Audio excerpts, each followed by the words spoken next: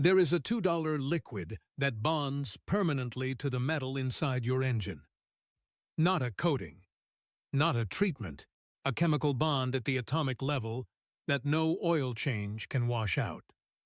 A 1997 Ford F-150 in Leadville, Colorado, has 487 0 miles on the original engine because of it. I drove there to see it myself. I pulled the valve cover and ran my thumb across the cam lobes, smoother than the day Ford machined them at 500,000 miles. I burned through 2 engines before I turned 60. I thought that was just the cost of owning a vehicle. It is not. And the $100 billion repair industry has spent decades making sure you never find out why. The powder is called molybdenum disulfide. The chemical formula is MoOS2. You can buy 100 grams of it on Amazon for less than $3. And those 100 grams will treat your engine 5 to 7 times. That is less than 50 cents per treatment. But here is what made me drive to Colorado to see this for myself.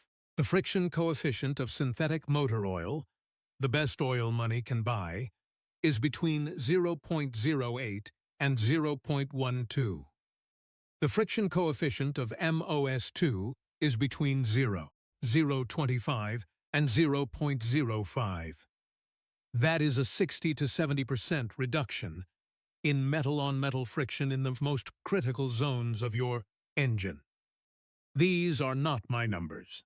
These are published in peer-reviewed studies in Nature, Scientific Reports, and Tribology International.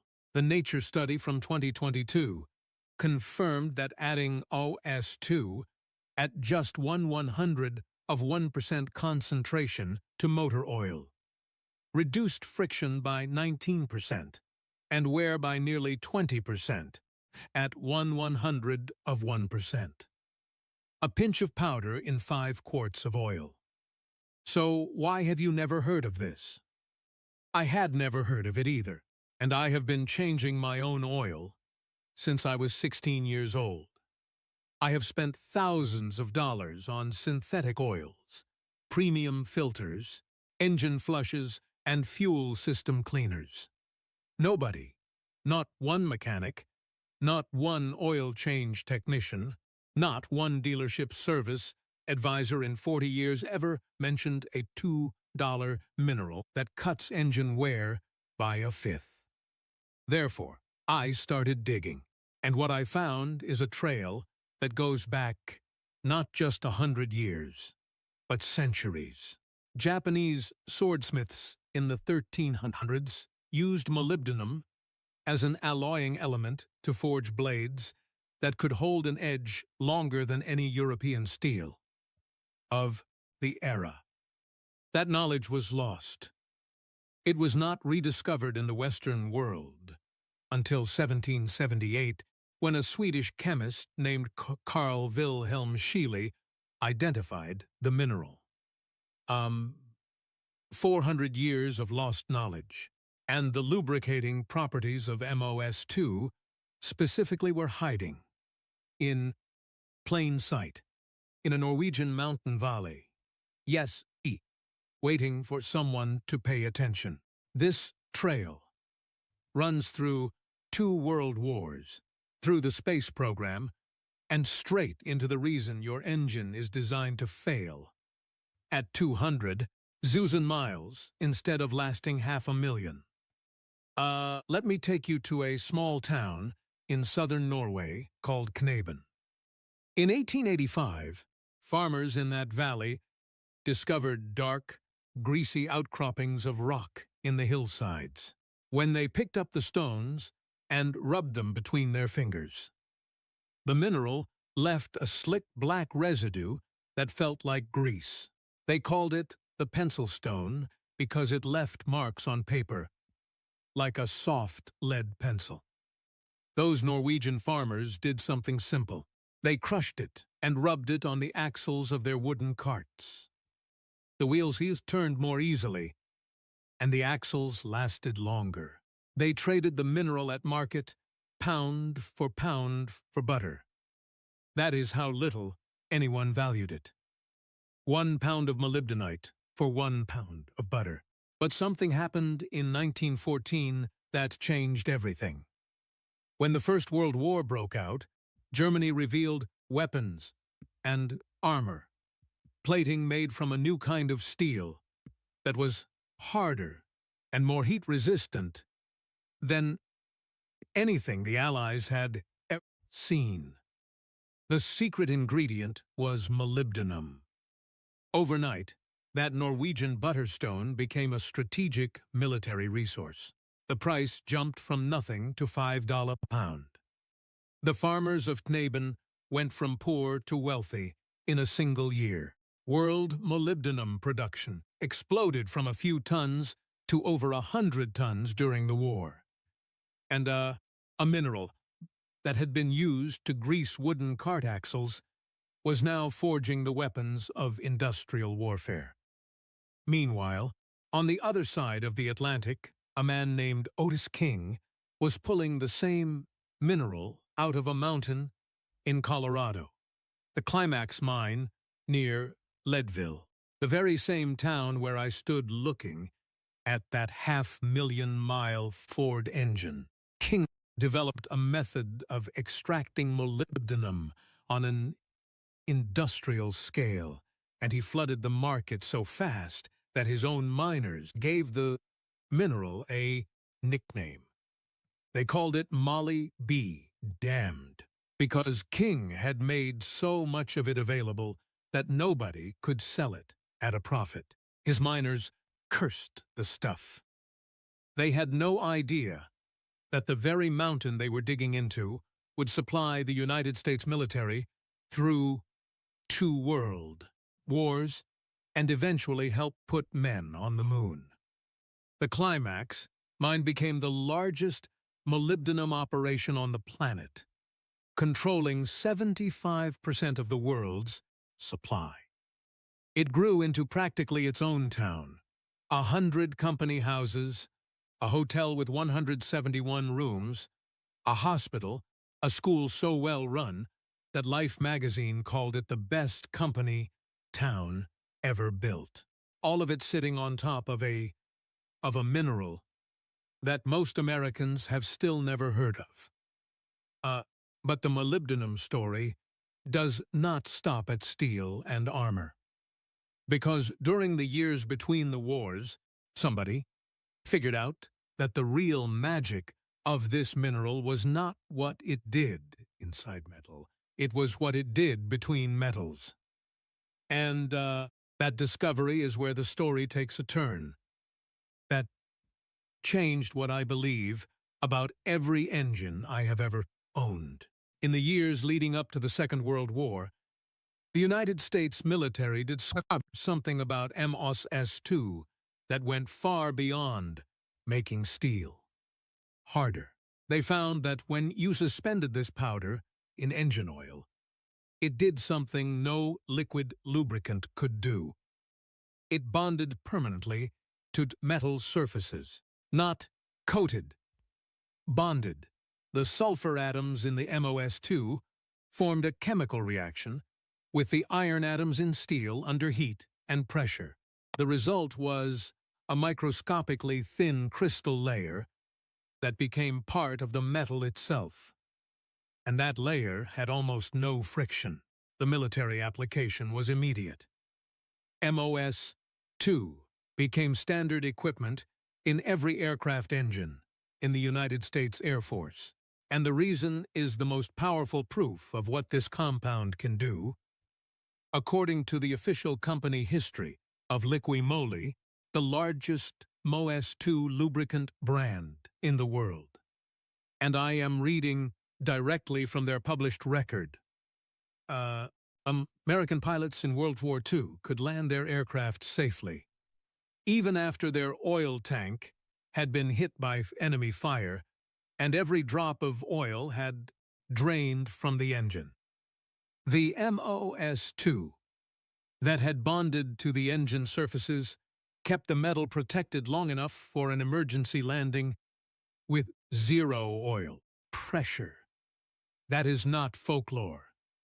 That is the documented origin story of a billion-dollar company that still sells MOS2 products today. Think about what that means. In 1944, a pilot could lose all his oil at 10,000 feet, and the engine kept running long enough to bring him home because a $2 mineral had fused to the metal and refused to let go. And the military value of this compound was so obvious that when Germany invaded Norway in 1940, one of the strategic targets was the mine at Knaben. The Germans stationed 1,000 troops in that tiny mountain town. They built anti-aircraft batteries around the mine perimeter. The Allies attempted multiple bombing raids to shut down production because whoever controlled the molybdenum supply controlled the critical advantage in the war. A mineral that Norwegian farmers had traded for butter 50 years earlier now had 1,000 soldiers guarding it. Therefore, I asked myself the question that should bother every person listening to this. If the United States military trusted MOS2 to save pilots' lives 80 years ago, why has no one at your local dealership ever mentioned it to you? The answer is a number: $100 billion. That is the approximate size of the global automotive repair market every single year. Engine repairs alone account for roughly 25% of that total. That means $25 billion a year flows through the system because engines wear out. Before I show you exactly how to use this, I put together a complete guide. Engines, tools, systems, everything they buried. It's in the description. But stay here, because what comes next is the part the repair industry has spent decades making sure you never find. A rebuild costs $3,000 to $6,000. A new engine costs more, and every single dollar of that revenue depends on one assumption: that engines are supposed to wear out, that metal grinding against metal is an inevitable process that no amount of maintenance can fully prevent. MOS2 does not just challenge that assumption, it demolishes it. And here is the detail that keeps me up at night. MOS2 cannot be patented. It is a naturally occurring mineral called molybdenite. It comes out of the ground in Colorado, in China, in Norway, in Australia. You cannot patent a rock. You cannot monopolize something the earth made. That is precisely why the industry cannot control it directly. They cannot own it. They cannot restrict it. The only lever they have is making sure you never learn about it. And for 40 years, in my case, it worked. And the companies that do know. Liquimoly sells MOS2 products for $18 to $35 a bottle. Certain Castrol formulations contain it. Multiple aftermarket brands use it as their primary active ingredient.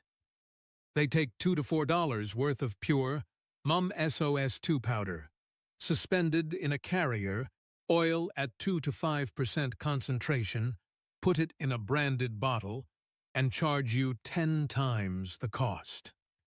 The chemistry is identical. The only difference is the label and the price. But they will never tell you to buy the raw powder, because if you did, their entire product line becomes worthless. And the dealership will never tell you about any of it. Because if your engine lasts 500, zero zone my, instead of 200,000, you skip 2 or 3 engine replacements over the life of your vehicle. That is $10 to $18. The repair industry never collects from you. Now, here is why this works. And I need you to understand the science. Because once you see it, you will never think about your engine the same way. Your engine has a problem that no oil in the world fully solves. When your engine is running, the oil pump pushes oil between every moving surface to create a thin film that keeps metal from touching metal. That film works most of the time, but there are 3 moments when it fails. First, every cold start. When you turn the key in the morning, there is a brief window before oil pressure builds up, where metal surfaces are rubbing with almost no protection. Second, under heavy load.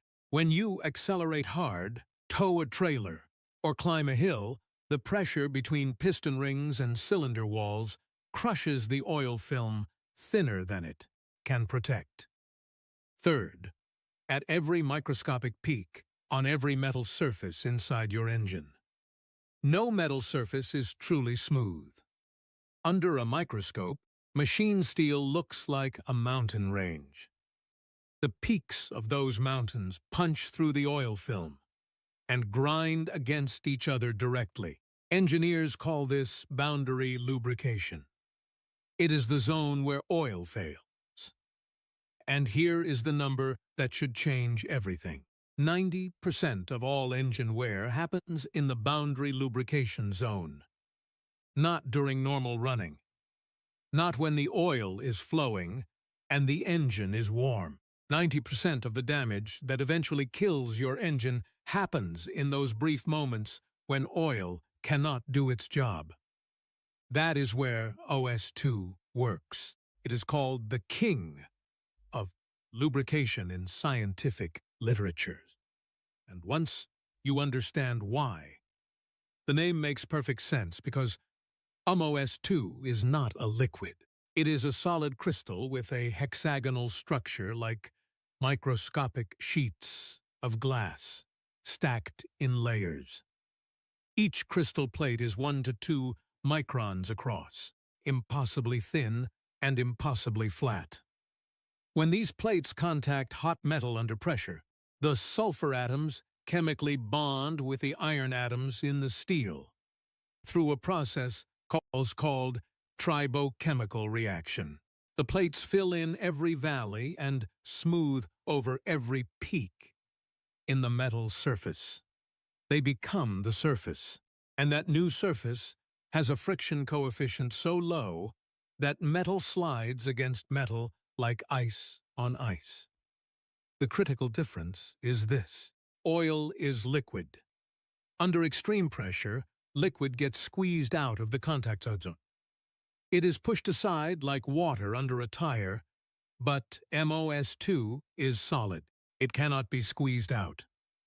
It stays exactly where it is, bonded to the metal at the atomic level. That is why a World War pilot could fly without oil. That is why a truck in Colorado can run for 500,000 miles. The compound protects the engine in exactly the moments when oil cannot. Now, I know what some of you are thinking because I thought it, too. This sounds too good. And if it really works, somebody would have told me before. Now, I had the same doubt. Therefore, I want to tell you what I did to my own vehicle. Because you can do the same thing this weekend. My daily driver is a 2006 Chevy Silverado. I bought it used in 2011 with 92,000 miles on it. By the time I learned about MOS2, the truck had 168,000 miles and the engine was starting to show its age. A little